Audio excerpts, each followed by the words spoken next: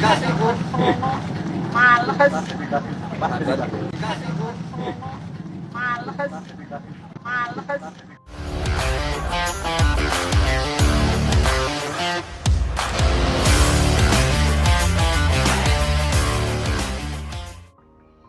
Selamat malam, baru saja kita saksikan yaitu tinjauan Gibran di Pondok Gede Permai.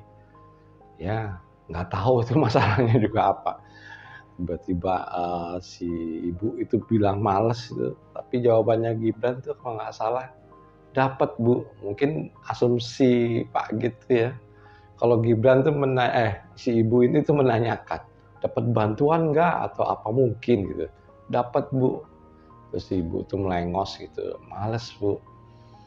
Ya begitulah ya, mungkin si ibu ini juga bukan pendukung Gibran dulu, jadi jawabannya seperti itu. Dan seperti ketus dan cuek lah si ibu ini. Ini video lagi viral nih teman-teman yang kayak gini nih. Ya kali ini pagi juga nggak ngomong berat-berat lah gitu, yang memerlukan dalil atau memerlukan perhitungan yang rumit.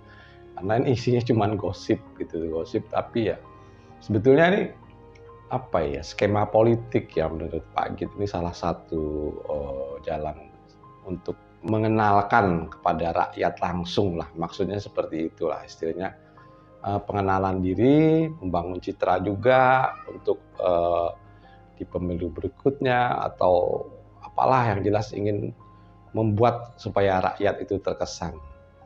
Biasalah, dulu kita lihat juga Pak Jokowi ya seperti ini, makanya ya, anaknya juga ikut gitu ya.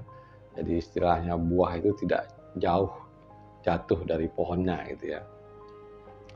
Nah seperti ini nih, kalau kita lihat apa ya, ya yang jelas pencitraan lah.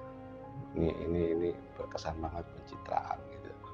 Membuat diri itu kelihatan dekat dengan rakyat supaya tidak ada jarak lah.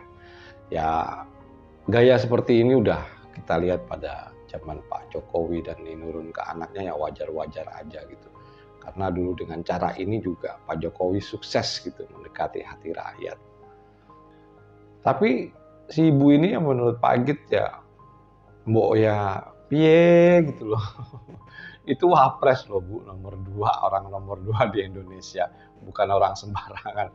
Yang kelihatan juga Gibran tuh begitu diplengosin terus dijawab males itu, mukanya tuh kayak gimana ya, kayak mau marah tapi nggak mau marah gitu ya. Ya dia tahu lah kalau dia mau marah saat itu sama rakyatnya, kamera tuh udah banyak lah, handphone udah pada siap bikin kamera ya, dia tahan lah jelas gitu. Terus seperti apa ya, seperti kalau Pak Git lihat raut mukanya itu seperti agak kecewa atau sebel gitu. Nah, karena dia pengen menjelaskan ke si ibu ini mungkin, tapi si ibu ini udah terlanjur cabut aja gitu. Ini banjir ini di Bekasi ini parah teman-teman. Seingat Pak Git di Bekasi ini mungkin ini yang paling parah ya, seingat Pak Git ya. Ya dulu tuh pernah ada lah 2020, terus pernah ada lah tahun-tahun yang sebelumnya, tapi nggak sebesar ini. Atau memang curah hujannya besar, ada tanggul yang bocor.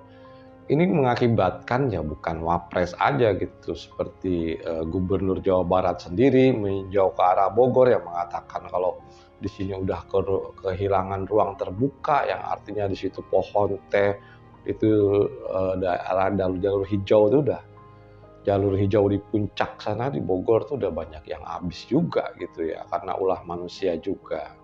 Kemudian juga Pramono Anung itu juga memantau banjir gitu ya.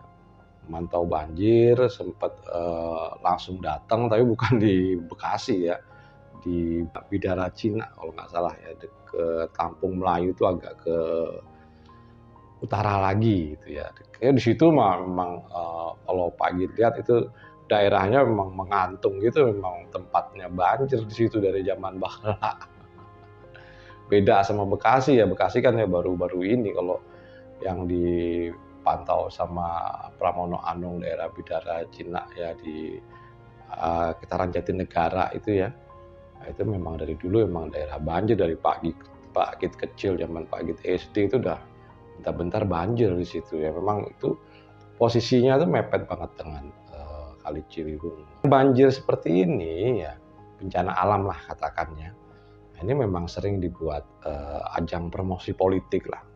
Bukan kali ini aja ya, udah sering banget lah. Entah siapapun pemimpinnya segala macam. Ya seperti itu. Dan Pramono Anung ini sempat memantau lewat helikopter. Alasan ini sempat diprotes warga, tapi dia memberikan alasan kalau dengan melihat lewat helikopter itu dia bisa tahu gitu di mana posisi penyumbatannya gitu, apa yang terjadi secara keseluruhan. Kalau kita lihat dari atas kan jadi kelihatan semua. Nah itu alasannya seperti itu. Ya berbagai macam alasan lah. Gubernur DKI, Gubernur Jawa Barat. Momen Gibran ini sebetulnya momen langka ya.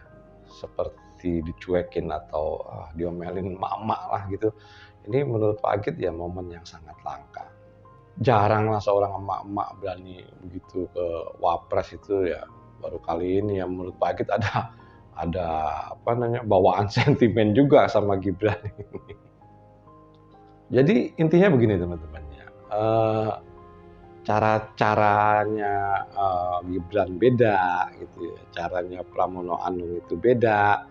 Caranya Kang Deddy Mulyadi juga beda gitu ya. Tapi yang bersifat teknis ya Kang Deddy Mulyadi sama Pramono Anung ya. Kang Deddy Mulyadi kan meninjau gitu. Sumber pengiriman airnya itu memang dari Bogor gitu kan. Pak Agit juga pernah merasakan banjir di daerah-daerah seperti itu. Jadi airnya itu nggak ada hujan juga karena curah hujannya di Bogor tinggi, ya, kirimannya berlimpah.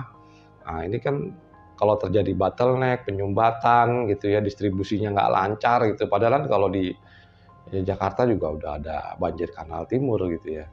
Dan daerah Pak Agit dulu termasuk daerah rawan banjir, tapi kali ini sudah tidak ada lagi karena sodetannya udah bagus dan mengalirnya bagus gitu. Distribusi airnya bagus sampai ke banjir kanal timur itu.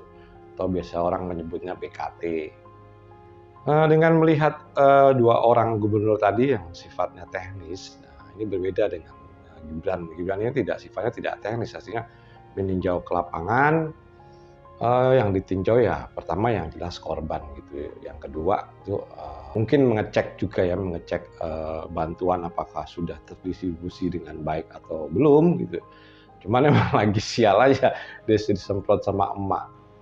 Sebelum Pak Agit tutup, nah ini ada Pak Agit liatin kondisi banjir ya, pasca banjir itu di daerah Villa Nusa Indah, Pondok Gede Permai ya.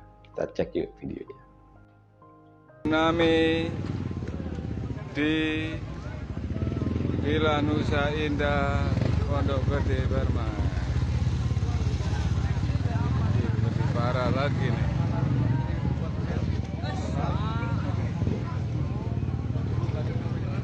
Reset lu.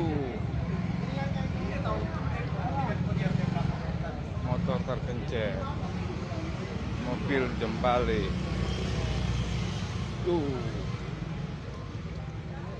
Mobil Avanza Mali, mobil Kijang Mali,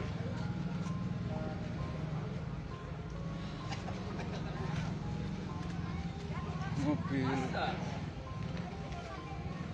Jazz,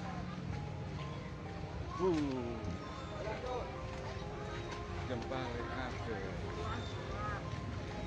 jalannya rusak, rusak kafe. Nah, itu teman-teman tuh segitu parahnya kayak habis kena tsunami ya. Ini banjir parah, biasanya cuma kerendam, ini sampai porak-poranda mobil-mobil. Oke teman-teman, menurut Pak Agit itu cukup sekian dan terima kasih.